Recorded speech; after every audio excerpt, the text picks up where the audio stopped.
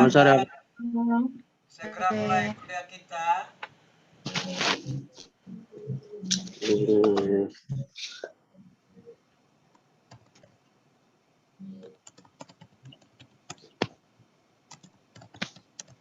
Jadi kuliah kita ini sudah memasuki minggu keempat dan kelima.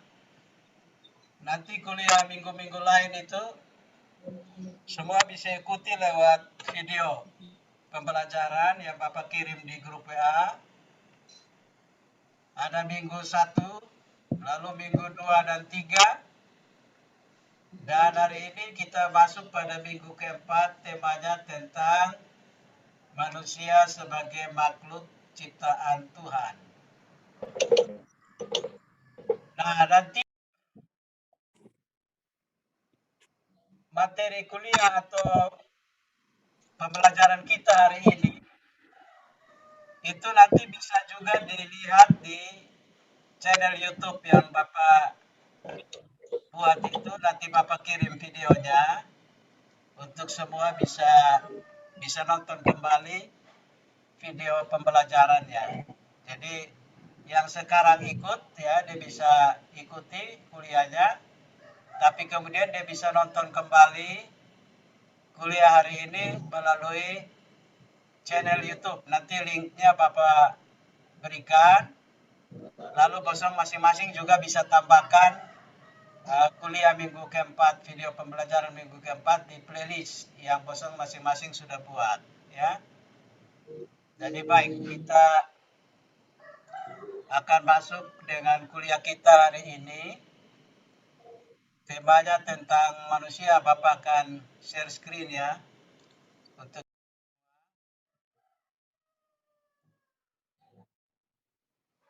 ya.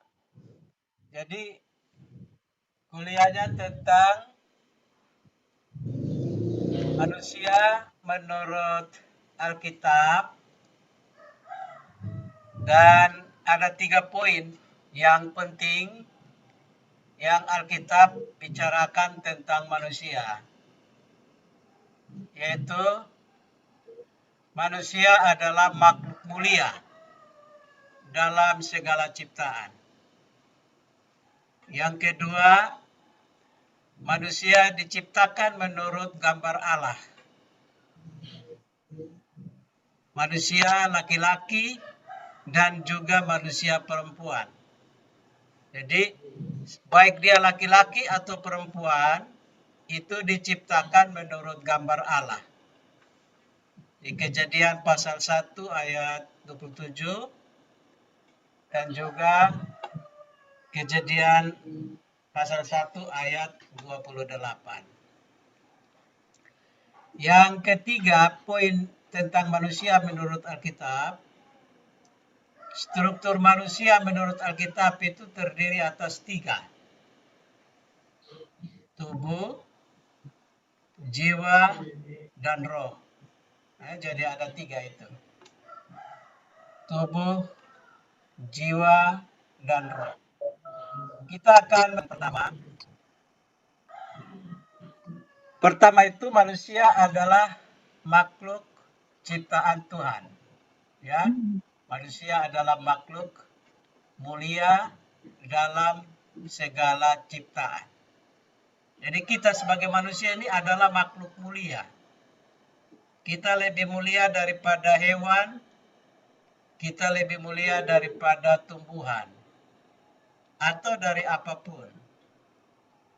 Jadi penciptaan manusia dalam cerita kitab Kejadian itu, dalam kisah penciptaan, tidak hanya merupakan penutup dari keseluruhan cerita penciptaan, tetapi juga menggenapi dan menyempurnakan seluruh ciptaan.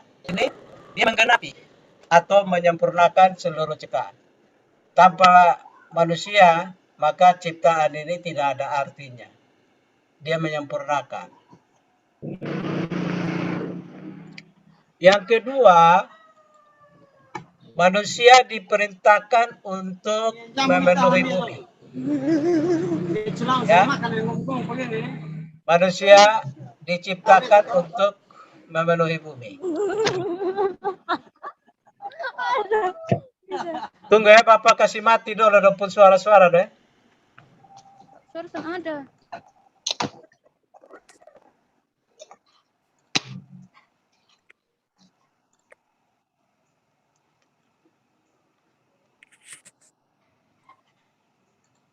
Oke, Bapak lanjut ya. Ya, jadi manusia diperintahkan Tuhan untuk memenuhi bumi dan menaklukkan serta berkuasa atas segala makhluk. Jadi kita sebagai manusia ini, sebagai makhluk mulia, kita disuruh untuk memenuhi bumi dan juga untuk menaklukkan dan berkuasa atas segala makhluk. Kejadian 1 ayat 27 ya, dan seterusnya.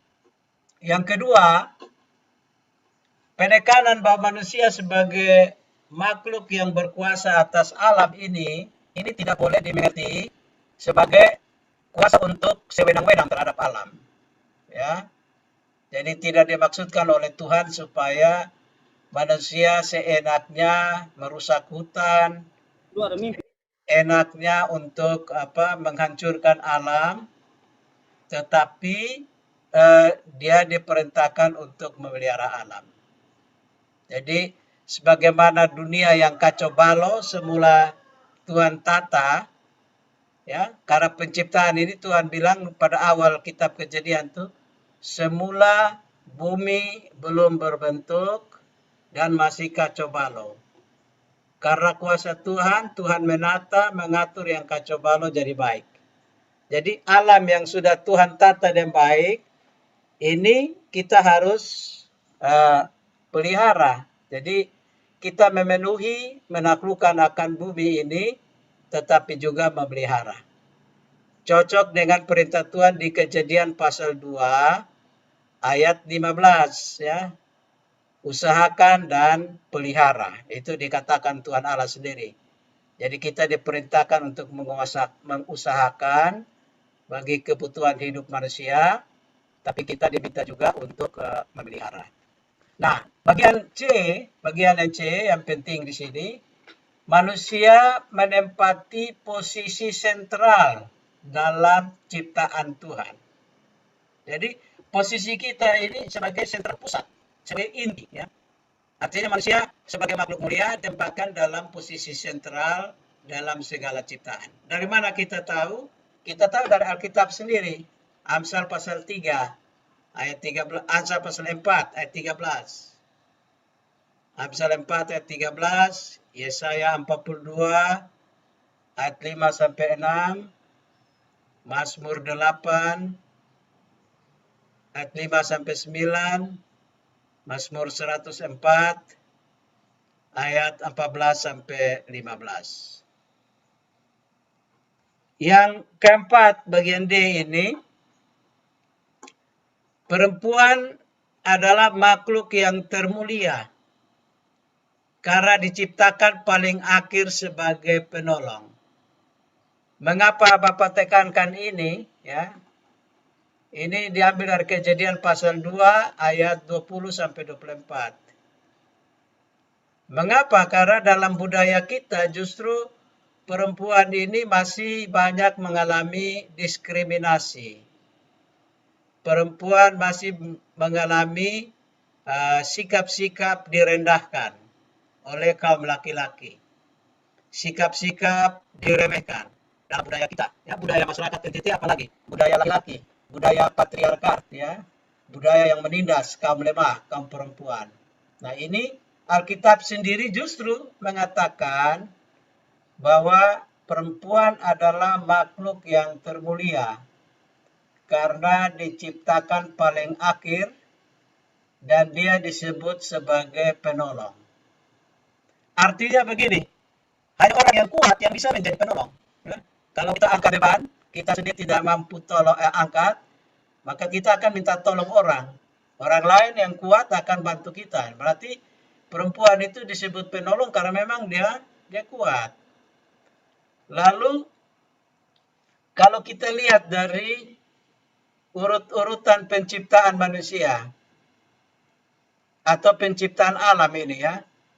Jadi pertama Tuhan ciptakan ya terang dan seterusnya sampai pada hari keberapa tuh Tuhan ciptakan tumbuh-tumbuhan, Tuhan ciptakan binatang, setelah Tuhan lihat semua ya.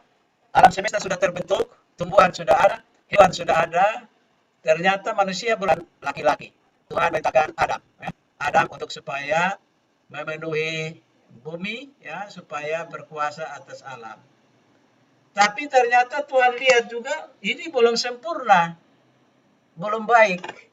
Jadi Tuhan bilang tidak baik kalau manusia itu seorang diri. Tidak baik kalau Adam itu seorang diri.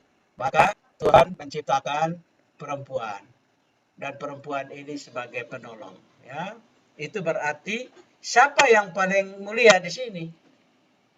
Perempuan yang paling mulia. Perempuan yang malah dimuliakan di sini oleh Tuhan. Karena dia makhluk terakhir yang diciptakan. Tumbuhan, hewan, manusia laki-laki, dan terakhir manusia perempuan. Jadi karena itu maka Gotong harus menghormati perempuan. Kedudukannya juga harus setara. Malah Gotong harus perlakukan dia lebih mulia lagi. Karena Tuhan sendiri memuliakan perempuan. Ya. Jadi kalau bosan pun saudara perempuan ada, bosan jangan hina-hina pukul-pukul dia. Kalau bosan menikah, sudah punya istri, ya hormati istri. Karena mereka adalah penolong juga makhluk yang mulia. Bapak ambil contoh saja kalau misalnya kita bikin acara di kampus ya. Acara di kampus itu. Yang pertama hadir di ruangan pasti tukang kasih bersih-bersih ruangan toh.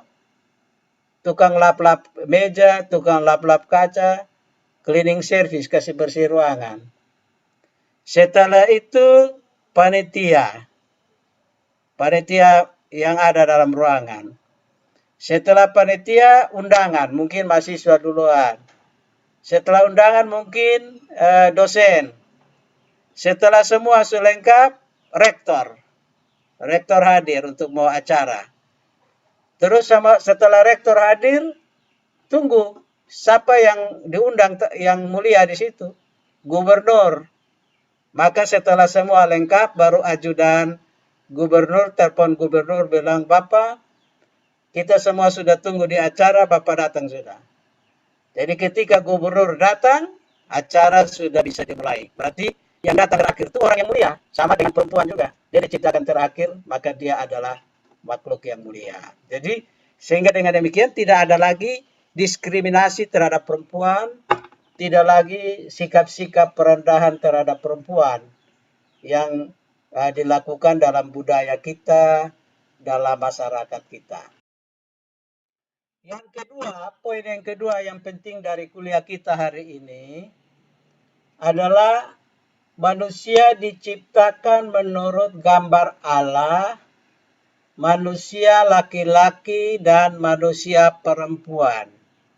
Nah, manusia yang utuh itu manusia laki-laki dan manusia perempuan. Jadi ada keserupaan di situ. Keserupaan bersifat dinamis, yakni dalam relasinya dengan makhluk lain. Jadi manusia menjadi wakil Allah di bumi untuk mengurus dan memelihara alam.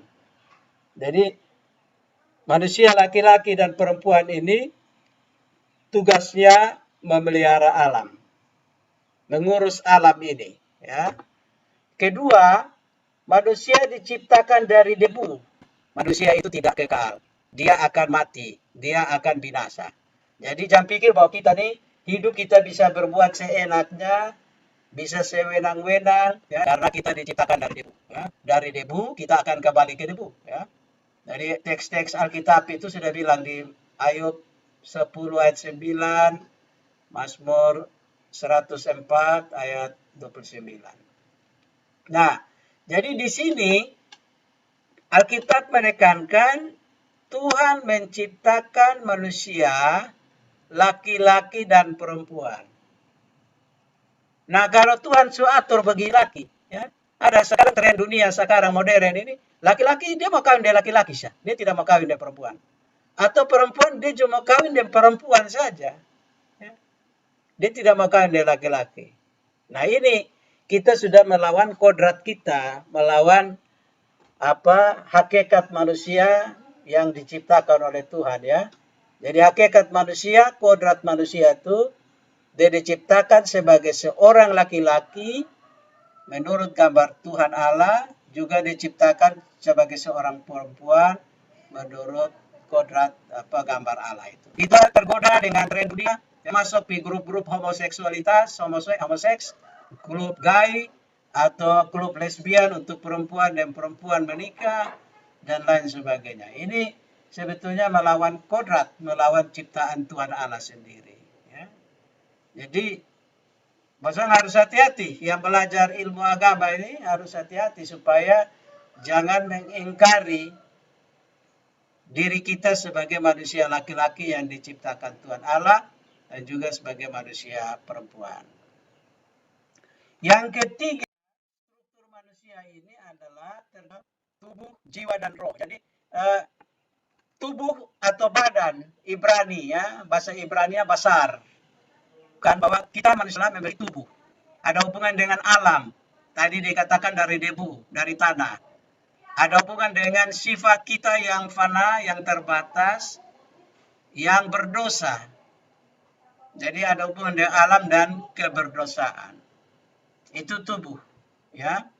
Jiwa, bahasa Ibrani nefesh, bahasa Yunani psike, ya. Psike. Artinya menekankan hidup batin, menekankan perasaan, menekankan kesadaran diri. Jadi kalau kita manusia dikatakan punya jiwa, artinya orang yang punya perasaan, orang yang punya kesadaran. Ya, dia. Nah, itu tanda bahwa dia tidak punya jiwa lagi, ya. Dia seperti robot saja yang tidak punya perasaan, tidak punya kesadaran diri, ya. Dan yang ketiga itu adalah roh. Manusia itu terdiri dari roh juga. Bahasa Ibrani ruah atau bahasa Yunani pneuma. Karena manusia, tetapi manusia tidak dapat disebut roh, ya. Ada roh dalam dirinya, tapi dia tidak bisa disebut roh. Tidak dianggap sebagai unsur ketiga dari manusia memang, ya. Tapi bahwa Tuhan sudah menghadirkan di tubuh manusia yang fana ini roh Allah. Jadi kalau dalam perjanjian baru, dalam Alkitab perjanjian baru, Tuhan Yesus katakan bahwa, dan juga oleh Rasul Paulus dan lain-lain, hendaknya orang beriman itu hidup menurut tuntunan, hidup menurut pimpinan dari roh Allah, ya, Roh Kudus. Paulus bilang, ya, bahwa kita tidak hidup menurut sikap kedagingan kita, sifat-sifat kedagingan kita, tapi kita hidup menurut roh pimpinan dari Tuhan Allah sendiri. Nah, ini siapa itu manusia? Alkitab mengatakan bahwa manusia adalah makhluk mulia. Manusia diciptakan memiliki roh. Sampai di sini mungkin ada yang mau bertanya, Bapak persilakan. Silakan hidupkan video, ya, video dan mic-nya supaya bisa bertanya. Silakan. Florico, ya. Florico ya, Orin Maulorong. Ya, silakan Florico. Ya. Perkenalkan, nama saya Florico Orin Maulorong, biasa dipanggil Eriko. Yang menjadi pertanyaan saya, Pak, di pembahasan awal, Bapak ini membahas tentang memenuhi bumi. Ini pertanyaan saya, Pak. Dosakah manusia ketika sudah tinggal dalam sebuah atap rumah dan tidak memiliki seorang anak? Sesuai dengan perintah Tuhan, penuhilah bumi, ya. Jadi, ya, Pak, Ya, Floriko tanya bahwa orang yang sudah hidup dalam satu rumah manusia laki-laki yang sudah menikah ya, sudah Iya, Pak. menikah lalu tapi ternyata tidak punya keturunan, ya, tidak punya keturunan dan tidak bisa ikuti perintah Tuhan untuk penuhi bumi ya, begitu kok maksud pertanyaan Iya, dari Pak. Floriko? Ya, apakah dosa atau tidak? Itu kan bukan dosa, karena mereka sudah memenuhi apa yang Tuhan suruh pada mereka. Agama juga meminta mereka untuk menikah, daripada mereka kumpul kebo tidak menikah lalu berbuat seenaknya saja. Jadi soal bahwa mereka tidak punya anak ya itu mungkin karena faktor keturunan juga, atau juga faktor kesehatan, atau faktor mungkin kemandulan. Mungkin laki-lakinya perokok berat atau sehingga sperma yang dia hasilkan tidak baik, atau perempuan mungkin mengalami dia punya rahim itu tidak kuat supaya bisa hamil ya, mudah keguguran dan lain sebagainya. Itu bukan dosa bahwa dia tidak bisa melahirkan. Jadi ada anggapan yang salah bahwa kalau perempuan tidak bisa kasih anak berarti dia ada karena hukuman Tuhan, dia punya dosa banyak. Tidak, tidak bisa kita katakan begitu. Karena bahwa soal Tuhan memberi anak atau tidak itu urusan dari Tuhan. Kita sebagai manusia ya menjalani apa yang kita mau. Jadi tujuan pernikahan juga bukan untuk mau dapat anak. Banyak orang yang keliru. Jadi kalau tidak dapat anak dia cerai karena tujuan pernikahan tidak tercapai itu, dia cerai atau dia cara cari anak dari orang lain lagi ya, cari dari luar. Jadi tujuan pernikahan itu ya hanya salah satunya, kalau dapat anak ya kita bersyukur, kalau tidak dapat anak ya kita juga tetap bersyukur bahwa Tuhan masih pelihara kita. Dan mungkin kalau kita pasangan yang menikah tidak punya anak, mungkin kita bisa lihat anak tetangga atau anak dari om atau saudara kita yang susah, kita angkat sebagai anak atau asuh mereka. Malah kesempatan kita punya anak-anak asuh lebih besar, lebih banyak. Jadi tidak dosa, Floriko.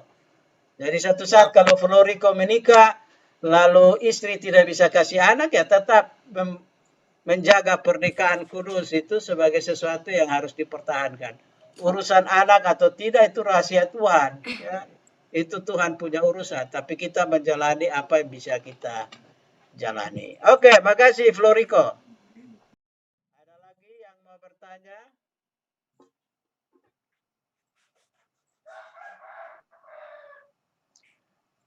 Yang bertanya di tiap kuliah itu dia dapat 3 poin ya. Sama seperti yang berdoa juga waktu penutup itu dia dapat poin, 3 poin. Jadi nanti di akhir kuliah ini kita akan minta satu orang berdoa, siapa yang berdoa dia dapat poin 3. Selain dari yang bertanya itu ya. Saya Pak. Silakan. Nama Kisho Temusu Pak. Iya. Kelas D. Silakan. Tadi dijelaskan bahwa dalam Alkitab perempuan adalah makhluk yang mulia karena perempuan diciptakan paling akhir. Akan tetapi masih banyak atau hampir kebanyakan perempuan didiskriminasi. Pertanyaan saya, coba Bapak sebutkan dan jelaskan salah satu cara mengatasi atau mengantisipasi diskriminasi terhadap perempuan. Ya. Jadi memang budaya kita ini, budaya di Timor, di Rote, di Alor, di Sabu, di mana-mana tempat, di NTT, ini kan semuanya sifatnya budaya patriarkat atau budaya laki-laki, di mana laki-laki itu yang dominan. Jadi laki-laki yang dominan, sehingga perempuan itu selalu menjadi warga kelas 2. Kita katakan contoh begini ya, dulu waktu dalam keluarga orang-orang Rote, hanya laki-laki saja yang dikasih sekolah. Laki-laki yang dikasih sekolah. Lalu kenapa ditanya, kenapa kok bapak dan mama tidak kasih sekolah, bapak dan mama anak perempuan? Dan bilang, itu perlu karena nanti dia masuk dapur juga. Ya, dia masuk dapur. Jadi tidak usah sekolah. Ini contoh diskriminasi, ya, diskriminasi budaya. Lalu juga contoh lain, dalam pembagian warisan, banyak orang tua yang hanya kasih warisan itu di laki-laki, anak laki-laki. Padahal Undang-Undang Negara Republik Indonesia sudah memberikan jaminan semua anak punya hak yang sama. Sepanjang dia bisa dibuktikan bahwa dia adalah garis keturunan dari pembapa dan mama, ya, punya akte kelahiran, akte baptisan, ya, tercatat di pencatatan sipil bahwa dia punya bapak ini dan mama ini, maka dia berhak menurut undang-undang mendapat warisan yang sama seperti dia pun saudara laki-laki. Tapi dalam praktek budaya itu kita masih banyak masyarakat yang hanya kasih warisan ke anak laki-laki, anak perempuan tidak. Contoh lain lagi, kalau orang menikah lalu harap anak, itu keluarga harap pertama itu bukan perempuan, tapi dia harap laki-laki. Sehingga dia kadang sudah siap memang baju laki-laki. Kasih anak, itu mau lahir perempuan kok laki-laki, tapi yang disiap itu laki-laki, ini baju laki-laki. Jadi kadang-kadang lucu juga, yang lahir tetap perempuan, jadi dong pakein anak baju laki-laki. Jadi anak kalau besok jadi tomboy, model laki-laki. Nah, bagaimana cara mengatasi ini? Ya kita mendidik kosong yang sudah sekolah ini jadi contoh, jadi pionir dalam keluarga itu bersuara, ya, bersuara supaya bilang bapak, mama, kita jangan lagi diskriminasi. Karena Alkitab sendiri bilang bahwa kita manusia laki-laki maupun perempuan ini punya status sama, diciptakan sama dengan gambar Tuhan Allah. Bukan bilang manusia laki-laki diciptakan menurut gambar Allah, sementara manusia menurut gambar kode atau menurut gambar gajah misalnya. Kan tidak. Tidak dikatakan begitu toh. Manusia laki-laki menurut gambar Allah, manusia perempuan menurut gambar kode. Tidak. Sama-sama menurut gambar Allah. Jadi bosong yang belajar agama ini, entah laki-laki atau perempuan, Sandro misalnya, ya, mendidik, misalnya kalau sudah menikah, mendidik anak-anaknya harus ya setara. Perempuan punya hak yang sama dengan laki-laki. Jadi anak laki-laki jangan dimanja, anak perempuan disuruh masuk dapur. Anak laki-laki ya pangku-pangku kaki nonton TV saja, tidak. Sama-sama. Laki-laki tugas cuci piring, perempuan tugas masak nasi. Sama-sama masuk dapur. Bukan hanya perempuan yang masuk dapur. Nah begitu cara mengatasinya, Kesia, yaitu kita mendidik masyarakat kita, mendidik keluarga kita, dan lain sebagainya. Ya. Jadi bapak sendiri dalam rumah tangga sini, bapak bantu mama, ya, bantu cuci piring, bantu masak nasi, ya. Jadi bapak ingat dulu waktu bapak masih pendeta di Rote. Ini sekitar 20 tahun lalu ya. Jadi waktu itu pendeta merangkap sebagai ketua klasis lomba lain. Ketua klasis artinya pemimpin gereja di wilayah. Jadi bapak memimpin ada sekitar 40-an pendeta di situ. Nah, sebagai pemimpin gereja di wilayah itu, bapak satu kali ada bantu-bantu mama pel rumah. Habis pel dolia bapak bantu cuci piring juga. Jadi ini penatua yang laki-laki dong kasihan, dong bilang aduh kasihan bapak pendeta ini masa dia pel pel rumah, cuci piring, dia kerjakan pekerjaan perempuan. Lalu dong rapat majelis dong bilang kita tidak boleh kasih dengan bapak pendeta bekerja. Masa itu tugas perempuan diambil alih oleh bapak pendeta. Nah kesempatan sudah bapak ajar dong, bapak kasih dong pencerahan. Bapak kasih dong pemikiran yang benar. bahwa justru ketika Bapak bekerja itu sebagai rasa cinta Bapak terhadap istri. Bukti bahwa kau cinta bertemu istri itu ialah kau bantu pel rumah, bantu jaga anak, bantu cuci piring. Itu sebagai bentuk cinta. Jadi Florico atau Sandro kalau sudah menikah, nah lu jangan paku kaki baru suruh lupa istri kerja. Lu juga harus bantu di dapur, jaga anak, cuci piring, dan lain sebagainya. Ada bapak yang beragama, yang memahami Alkitab dengan benar. Oke, makasih. Cara bertanya, pertanyaan yang bagus. Lanjut. Ya, lanjut. Masih ada kok? Saya, Pak. Ya, silakan. Silakan Liliana Perkenalkan Deborah nama Tanggudendo. Ya, Pak. Pertanyaannya, kenapa kaum perempuan direndahkan oleh kaum laki-laki?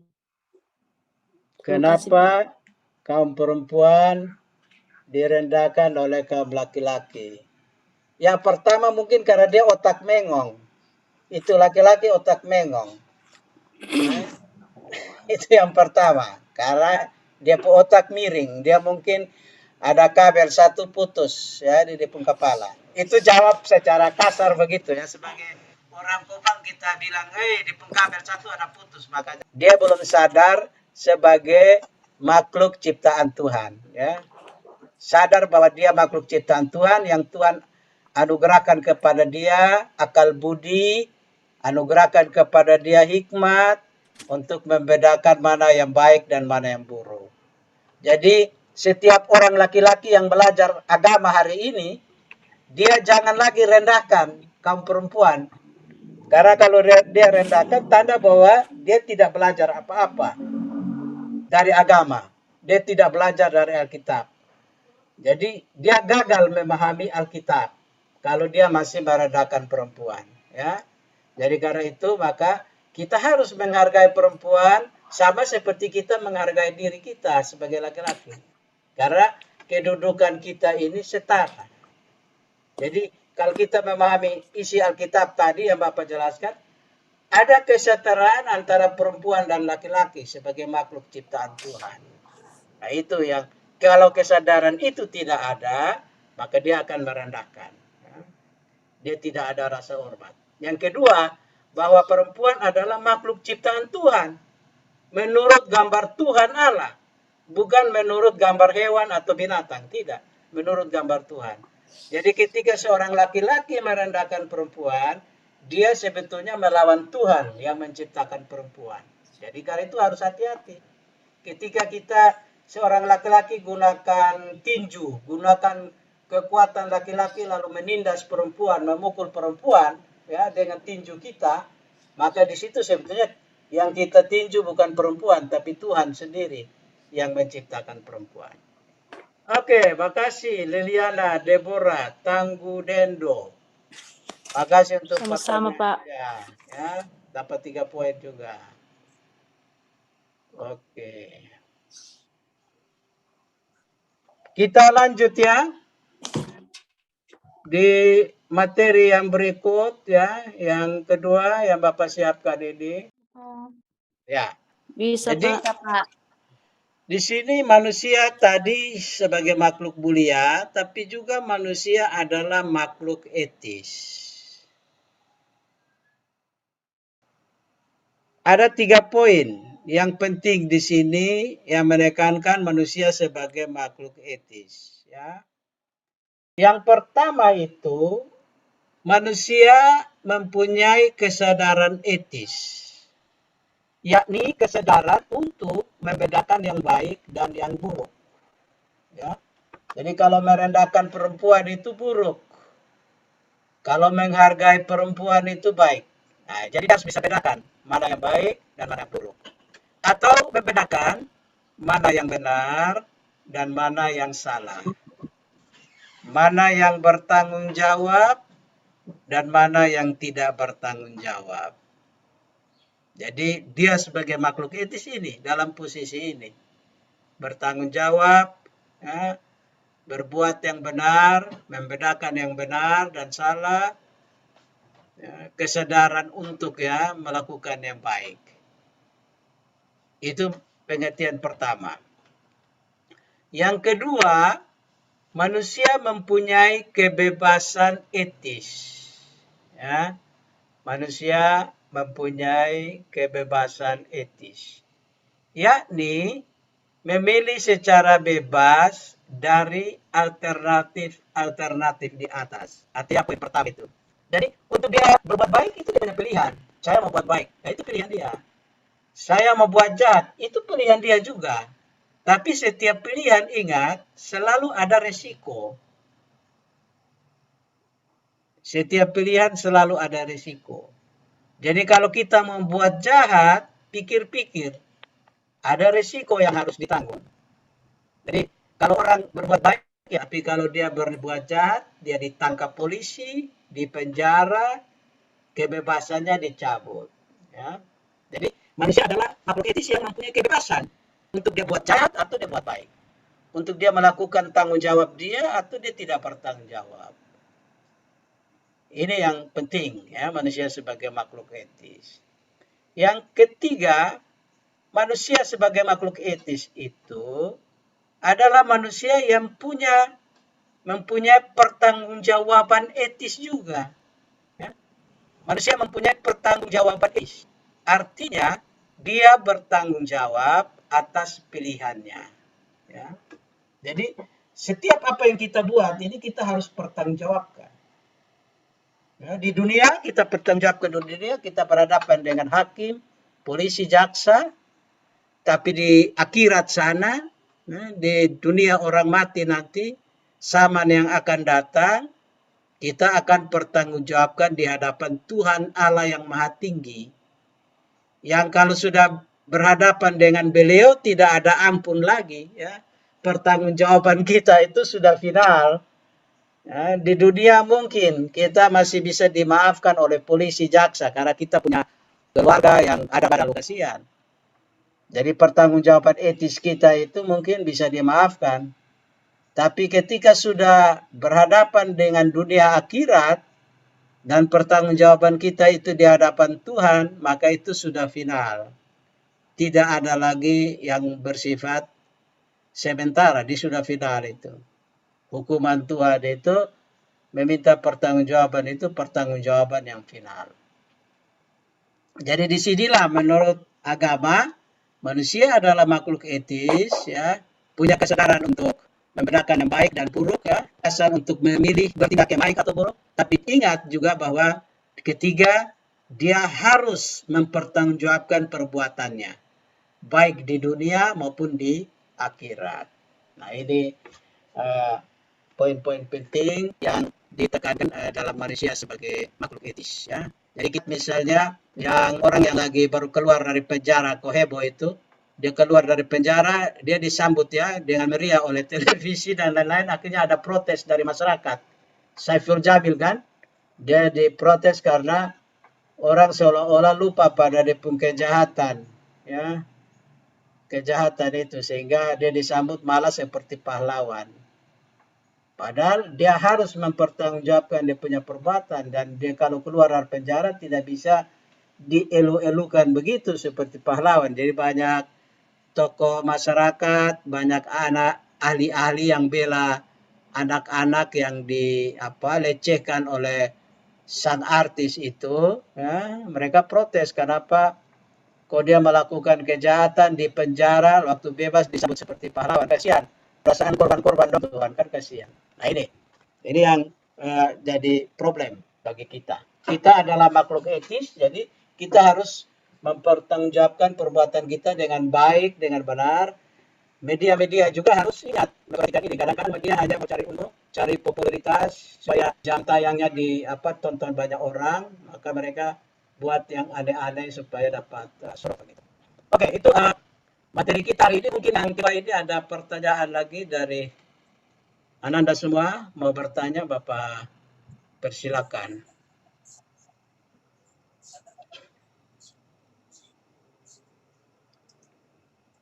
Saya, Pak. Silakan. Ini apa yang dimaksud atau yang diartikan dengan etis, Pak? Etis, ya. Oke. Jadi apa yang dimaksud dengan etis? Ya. Jadi etis di sini kan dia menunjuk pada etika, menunjuk pada nilai-nilai moral. Jadi menunjuk pada sikap, menunjuk pada perilaku, ya, menunjuk pada gaya hidup.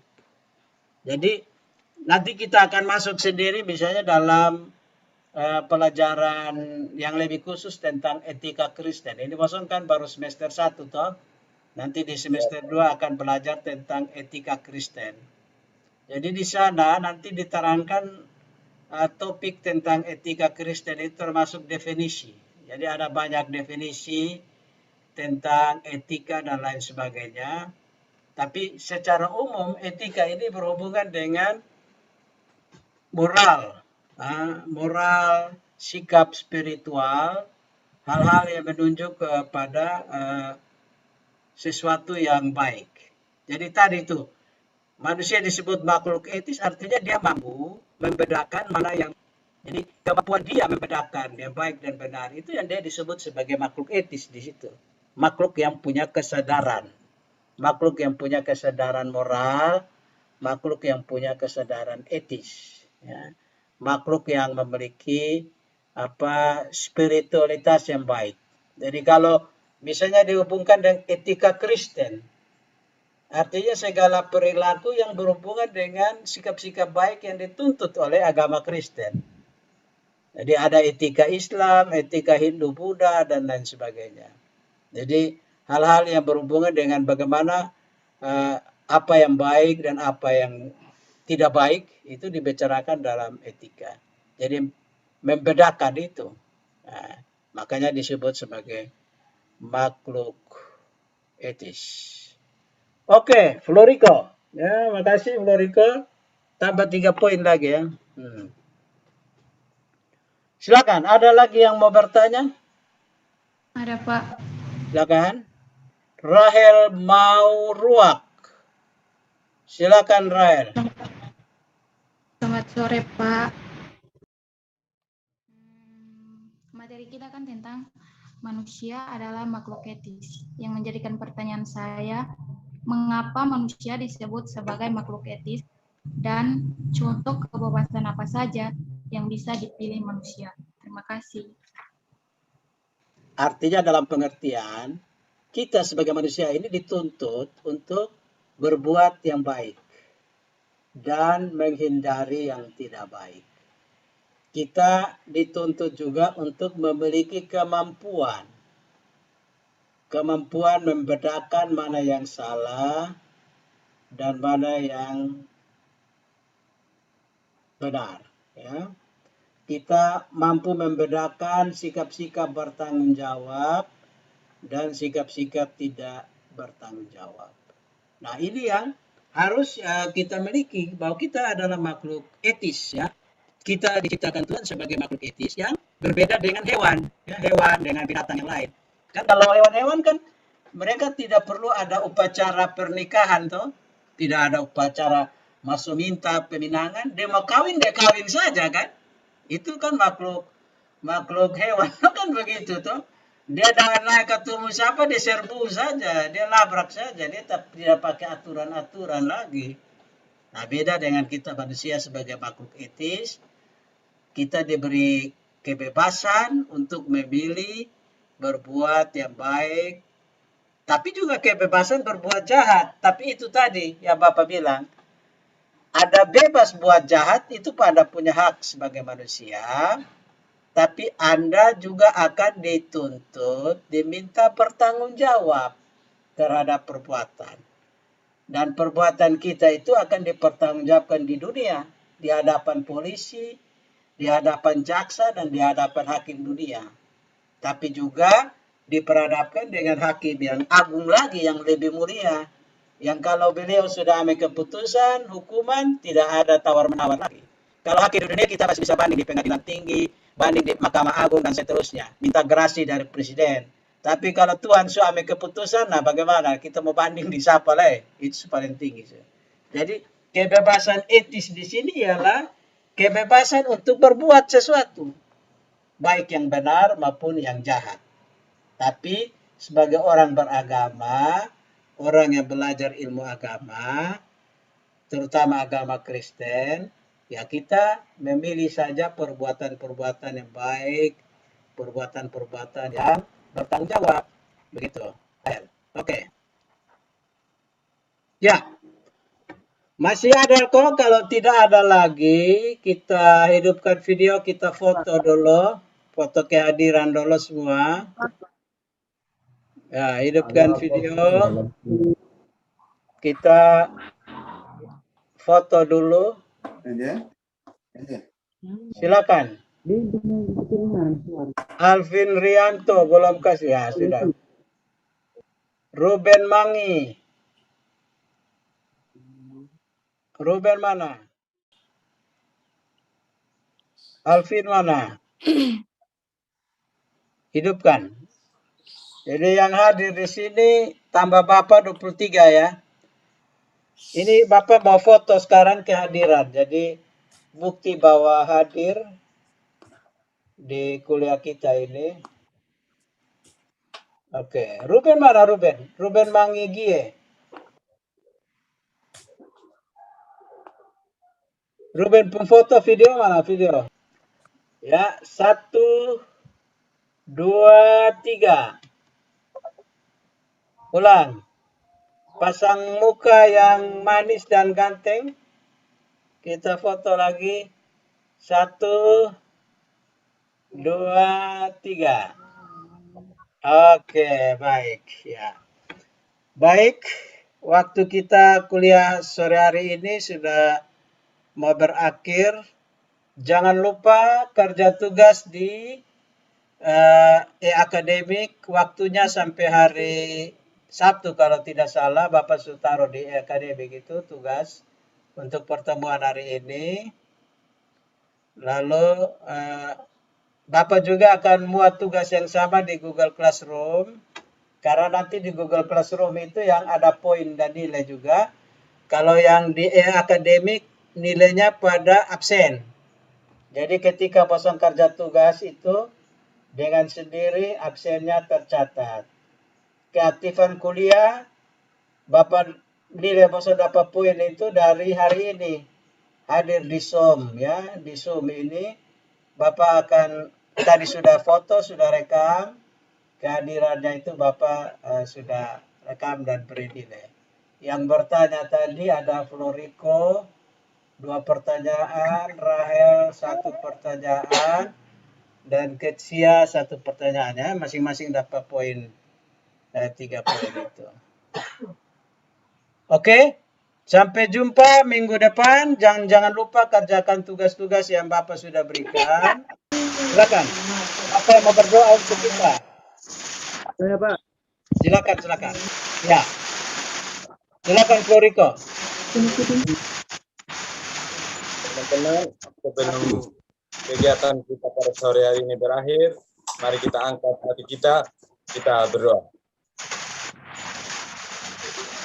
Terima kasih Tuhan, kami percaya untuk kehadiran-Mu, dan penyertaan-Mu, untuk menjaga kami dari hal kegiatan kami hingga pada saat ini Tuhan. Tuhan, kami juga berterima kasih buat segala perlindungan-Mu yang tidak pernah berhenti. Tuhan, ampunilah atas setiap salah dan dosa kami yang kami berbuat sekarang saat. Tuhan, doa kami, haleluya, amin. Amin. Shalom semua. Sampai jumpa minggu depan. Salam. Nanti Floriko Orin mau lorong. Lu soalnya semua. link yang kuliah minggu depan tuh masih tetap sama Jadi nanti klik link itu. Ya. Oke, Pak. Silakan langsung say hello satu dengan yang lain sebelum Bapak tutup. Ya. Salam kenal satu dengan yang lain sebelum Bapak tutup. Dadah teman-teman.